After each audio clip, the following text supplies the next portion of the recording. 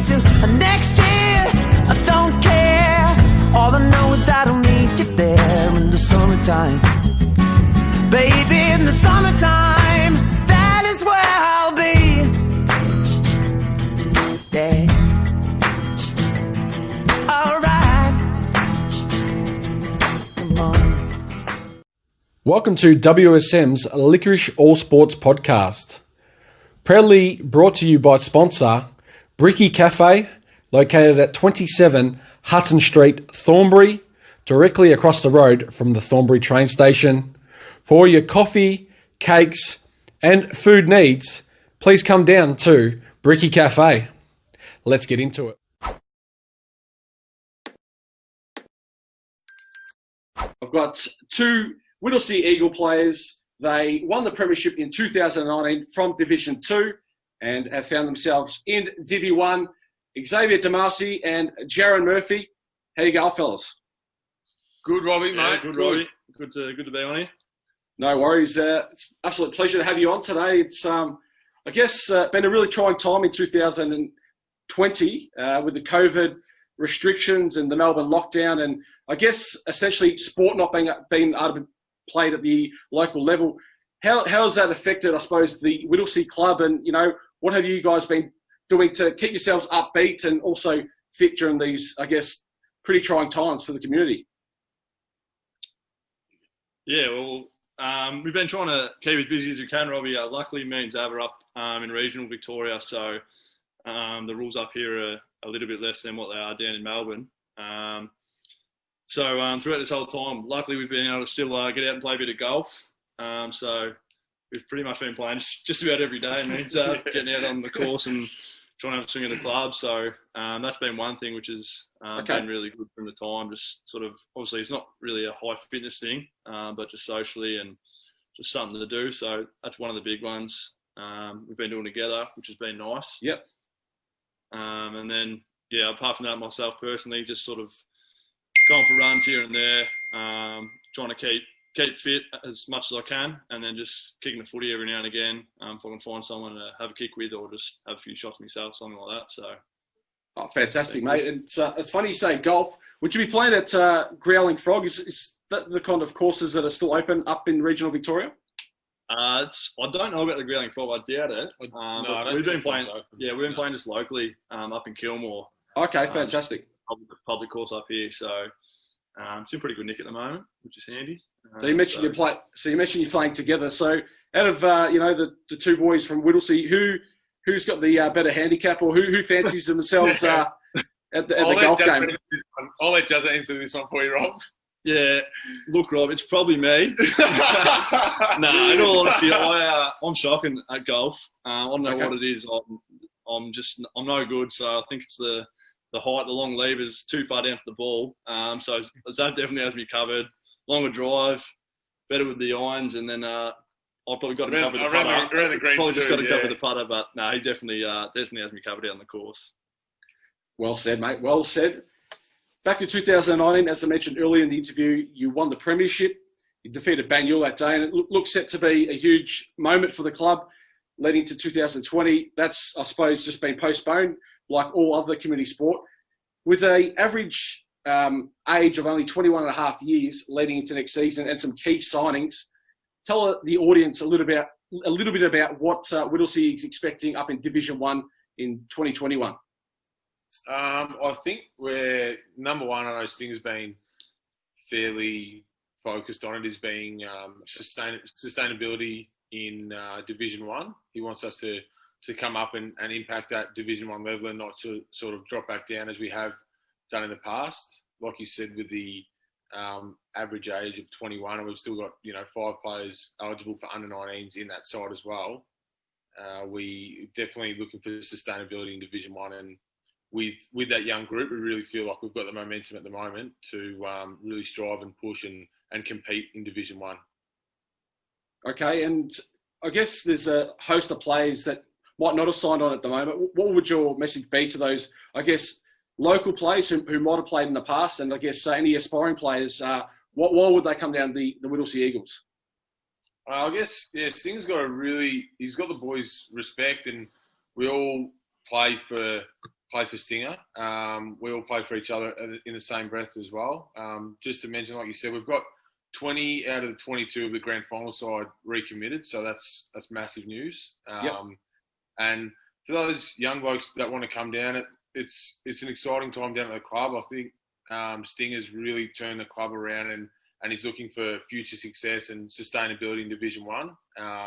He's really bought into the club and he's looking at a long-term plan rather than just coming in and having his stint for 1 or 2 years. I think Stinger's coming on board and he's really bringing a lot of expertise. Obviously, he was a tremendous player. And he's got a good football brain as well, which is helping out with all the young lads. Yeah, I think that's what's exciting. Like when I first came to Whittlesea, I think maybe 2015 was my first year there.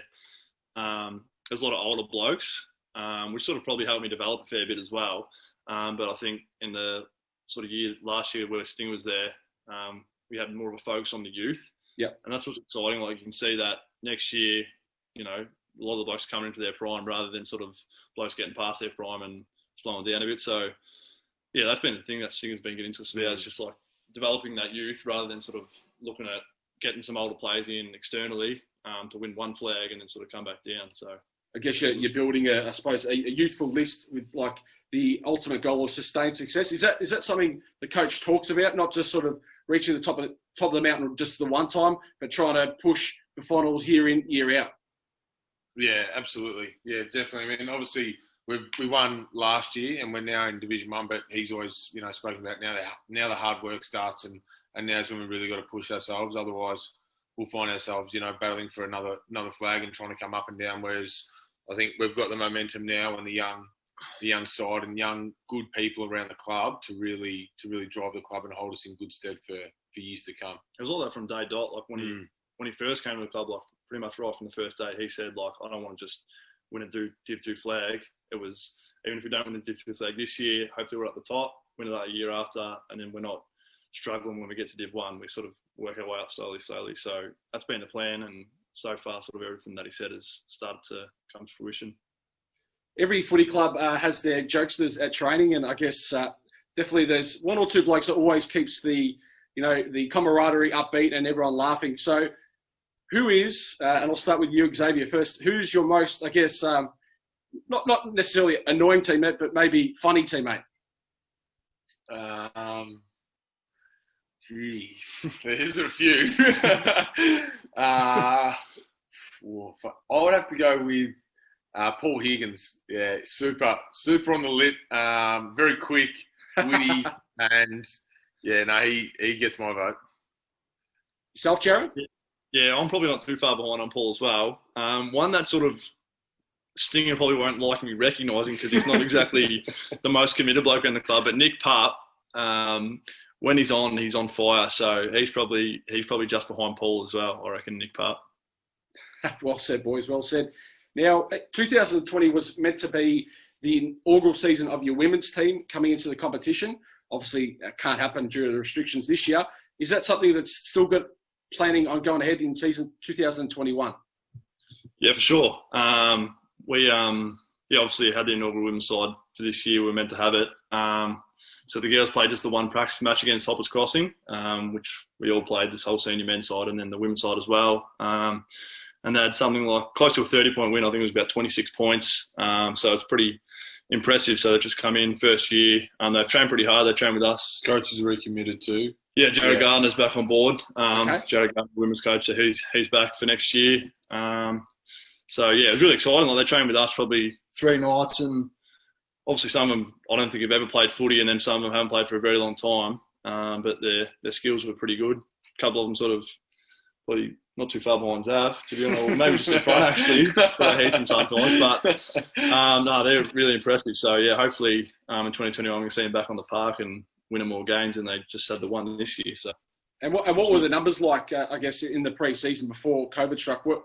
How many females did you have on the park? And I guess was it just the one side you were going to be put forward, or was it a couple of sides?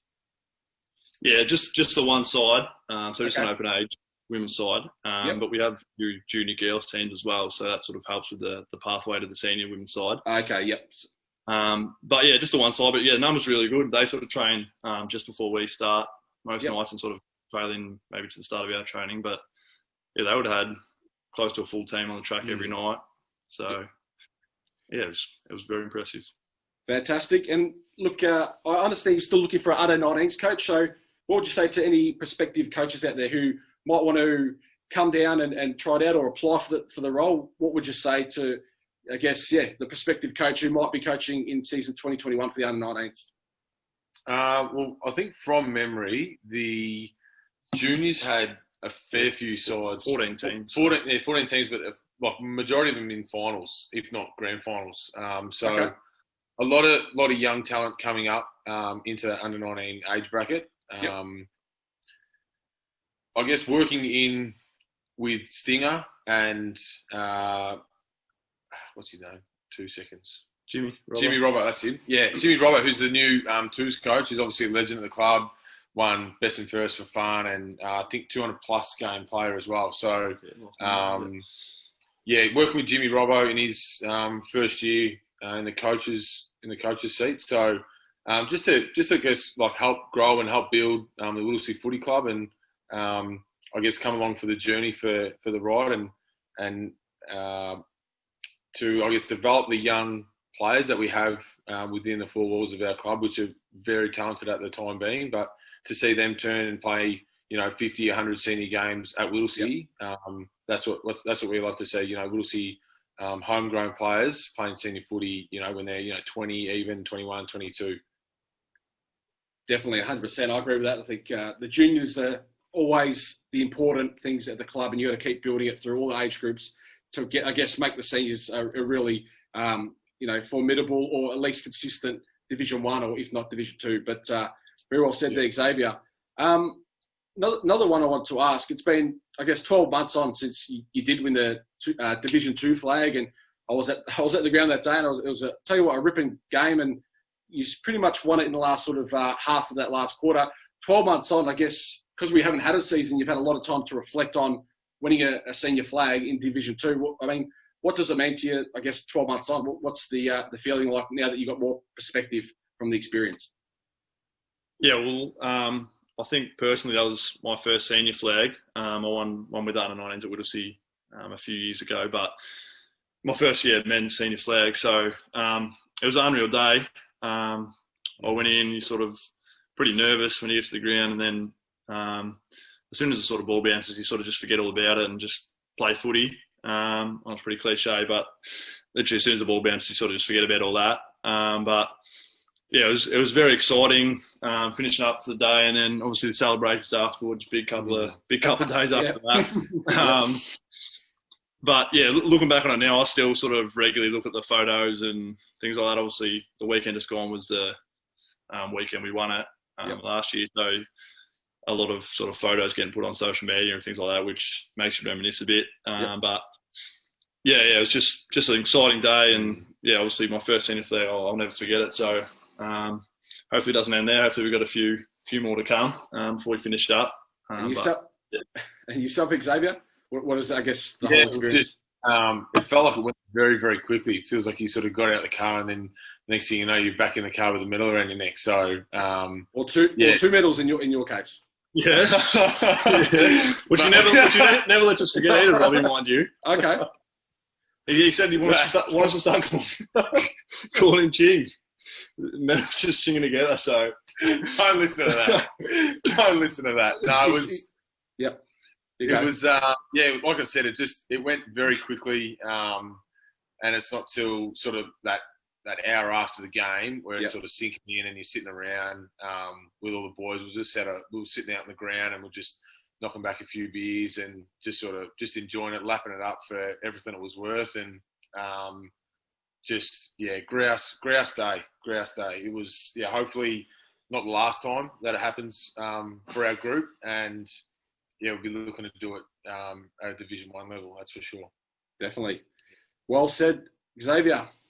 Now, I guess as we conclude this interview, lads, what would you like to say to some of the, I guess, major sponsors of the club, and potentially any other sponsors in the local area that might want to jump on board? I guess it's a trying time, and I suppose volunteers and sponsors are the things that really tick local footy clubs along, and I guess they probably don't get the the kudos that they deserve. But do you want to give a few of those sponsors and also volunteers around the club a bit of a plug? Yeah, sure. I think obviously at a local level, sponsors and volunteers and things are the people that make the club go around. And actually, it's funny you mentioned it today. Just on the Facebook page, we've just asked for a few donations from anyone in the local community. Obviously, the Whittlesea Showgrounds, we have the Whittlesea Show there every year, which has been cancelled this year. Some other social events, things like that, which a lot of the community come to, the rodeo, things like that, rodeo, however you want to say it.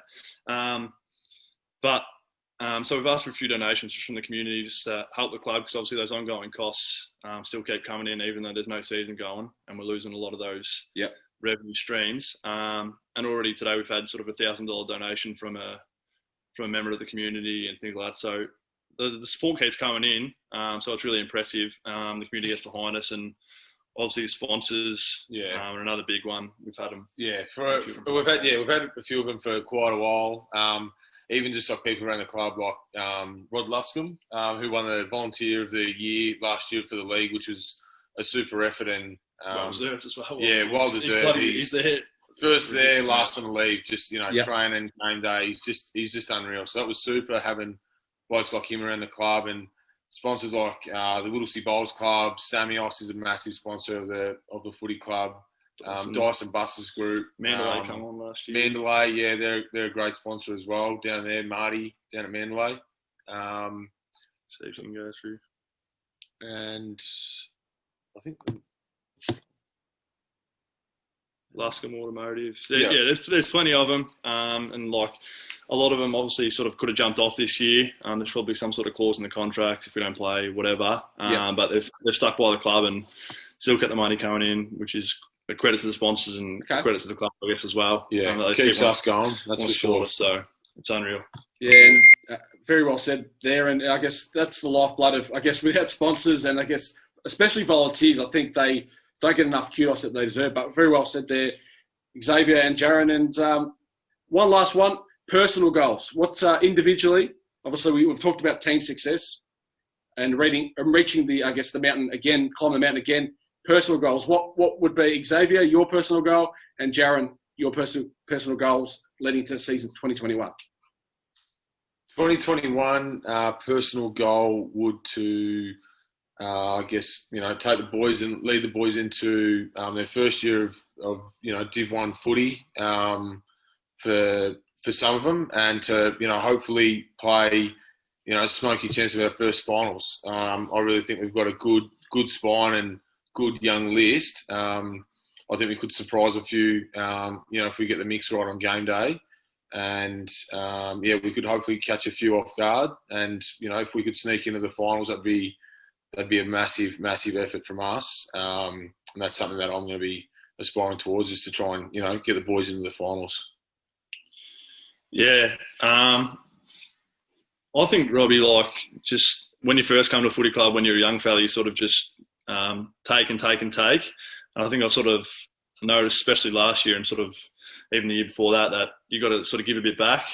So I think just personally, obviously you sort of want to play great footy, but just to support the club as much as I can, whether it be like volunteering at those social events, things like that, especially with what's happened. It's going to be hard for the club to get back on top. So just helping out that sort of stuff. I think footy will take care of itself, but just getting the club back to where it needs to be. And then the footy side of things, obviously, you want to play good footy, and I'll try my best to do that, but as well as getting the club going again with the social side of things.